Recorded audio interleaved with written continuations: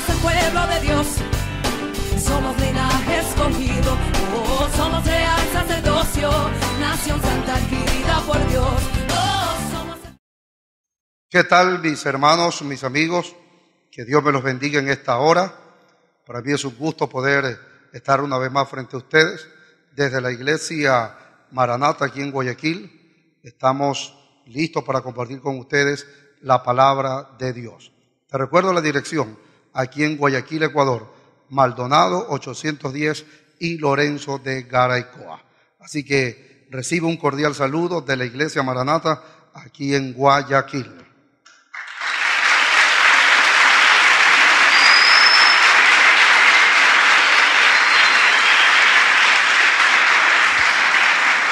Podemos abrir la palabra de Dios en el libro Segunda de Reyes, capítulo 2, versos 19 al 22. Segundo libro de Reyes, capítulo 2, versos 19 al verso 22. Verso 19 dice: y los hombres de la ciudad dijeron a Eliseo: he aquí, el lugar donde está colocada esta ciudad es bueno, como mi señor ve, mas las aguas son malas y la tierra es estéril. Entonces él dijo: traedme una vasija nueva, escuche, traedme una vasija nueva y poned en ella sal, y se la trajeron. Y saliendo él a los manantiales de las aguas, echó dentro la sal y dijo: así ha dicho Jehová, yo sané estas aguas y no habrá más en ellas muerte ni enfermedad. Y fueron sanas las aguas hasta hoy, conforme a la palabra que habló Eliseo. Este libro, el libro de Segunda de Reyes, nos habla acerca de la partida de un hombre de Dios, de un profeta llamado Elías, y la aparición de un nuevo profeta que era el sucesor de Elías, o el hijo espiritual de Elías, su nombre Eliseo. Segunda de Reyes, vuelvo a repetir, empieza hablando sobre la partida, sobre el salir de esta tierra del profeta Elías y la aparición de un nuevo profeta a quien la Biblia le llama varón de Dios u hombre de Dios. Es interesante, mis queridos hijos y mis queridos hermanos en todo lugar donde me están viendo, es interesante que los israelitas, una nación totalmente distraída muchas veces por medio de sus pecados o sus equivocaciones, pero ellos tenían algo que a nosotros hoy nos hace falta.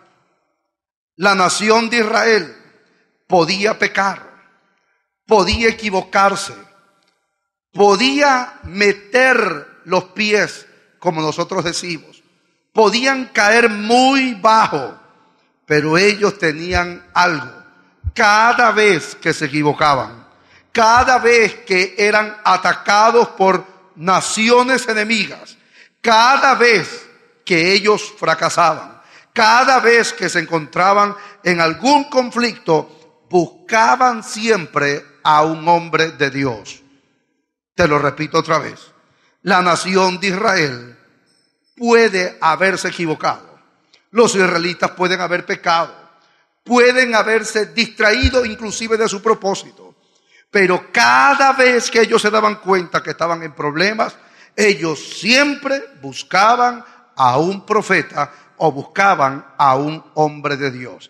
Esa fue la razón por la cual, sabiendo que el pueblo de Dios, el pueblo de Israel, necesitaba escuchar a un hombre de Dios, es que Dios no los dejó sin un profeta. Por eso el cambio o la sucesión inmediata. Partió Elías, pero Dios no dejó al pueblo de Israel sin un hombre de Dios y enseguida les dio a Eliseo. Yo quiero que entiendas algo, hijo mío. Quiero que entiendas.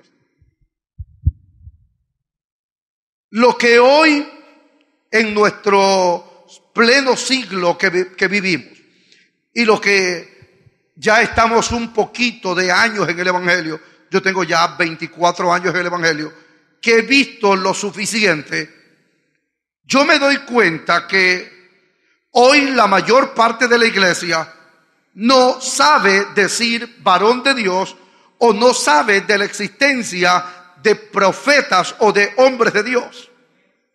Por esa razón, lo que la iglesia, y usted debe saberlo, y esto lo vemos en cualquier parte del mundo, encontramos hoy es una iglesia amigable, donde el pastor no es visto como un hombre de Dios, donde el predicador no es visto como un hombre de Dios, sino como un amigo más en la iglesia.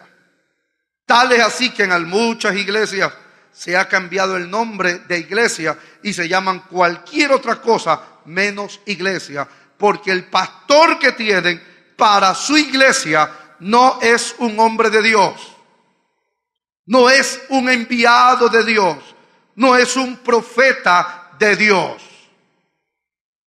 Yo no estoy diciendo que el pastor no tiene que ser amigo, no tiene que ser sociable, pero el pastor tiene que ser la voz de Dios en esta tierra. Porque aunque, yo le voy a decir esto, aunque usted vea iglesias que aparentemente no necesitan de un hombre de Dios, yo le aseguro que dentro de aún de estas propias iglesias hay gente esperando la aparición de un hombre de Dios. Yo lo sé, porque yo fui conservado dentro de una iglesia que no creían en hombres de Dios. Pero cuando yo vi a uno y apareció uno en mi camino, yo sabía que tenía que seguirlo. O sea, el hecho que haya iglesia o pastores o la iglesia en general que en su mayoría no cree en hombres de Dios, no indica que no haya gente sincera dentro de las mismas iglesias que estén dispuestos a ver, oír y seguir a un hombre de Dios.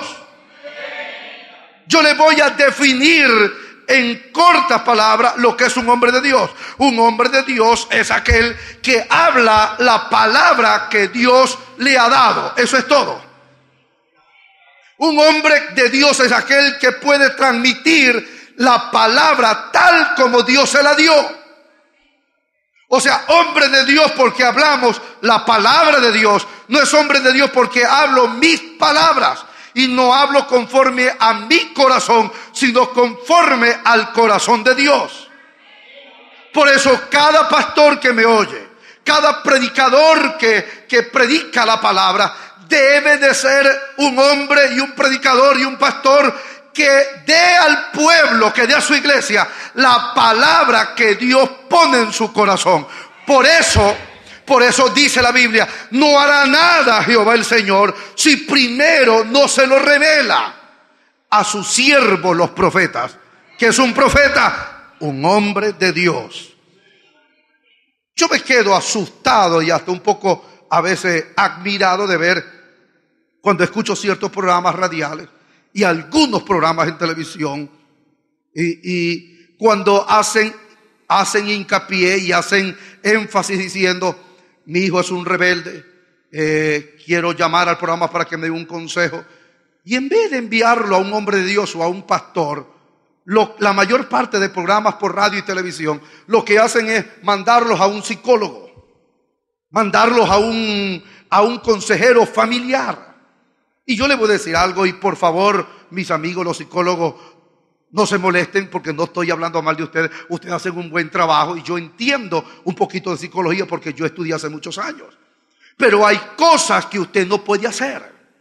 Hay cosas que un consejero familiar no puede aconsejarlo y no puede ayudarlo. Y le voy a decir algo a la iglesia en esta noche. Nosotros como cristianos no tenemos nada en contra de los psicólogos, no tenemos nada en contra de los psicólogos familiares o consejeros familiares, pero yo hago una pregunta: ¿sabe por qué la iglesia y hermanos evangélicos buscan consejería familiar, buscan consejería matrimonial? Es porque no encuentran a un hombre de Dios. Porque si encontraran a un hombre de Dios, dejarían de buscar a profesionales que solo pueden arreglar lo externo, pero no pueden arreglar lo interno del corazón.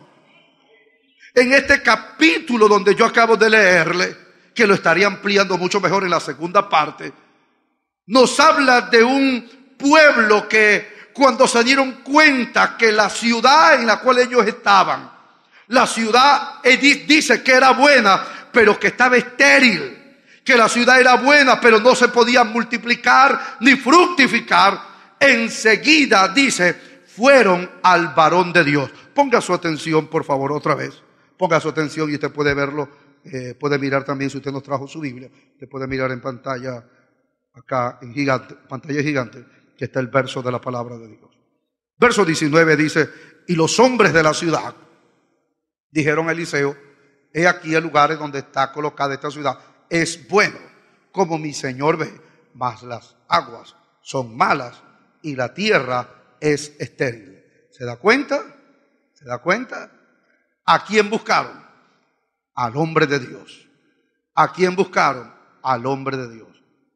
Escuche, yo te hago una pregunta.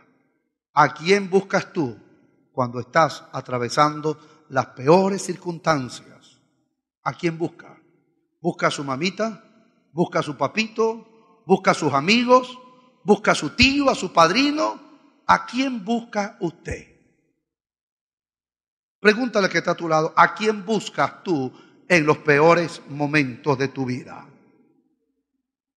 ¿Sabe que la nación de Israel, cuando estaban atravesando momentos difíciles, buscaban al hombre de Dios? Y entonces aparece la pregunta: ¿para qué yo tengo que buscar al varón de Dios? Por una sencilla razón: porque la respuesta que Dios tiene para mí está depositada en la boca del hombre de Dios. Con todo el respeto, difícilmente, y uno en 1.000.000, Dios va a entrar a tu casa y te va a dar una palabra que tú necesitas. Él no hará nada si no se lo revela a sus siervos, los profetas.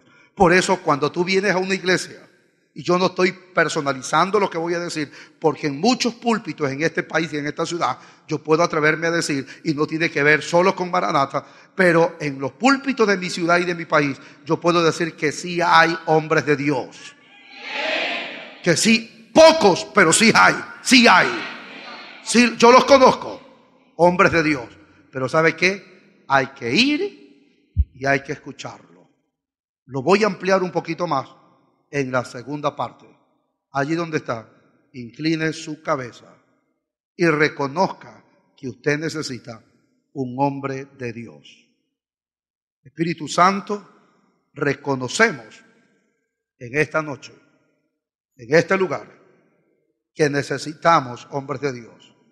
Levanta hombres de Dios, hombres conforme a tu corazón, que esta nación, esta ciudad tanto necesita. Necesitamos verdaderos hombres y mujeres de Dios en nuestro país y en todos los países del mundo. Amén.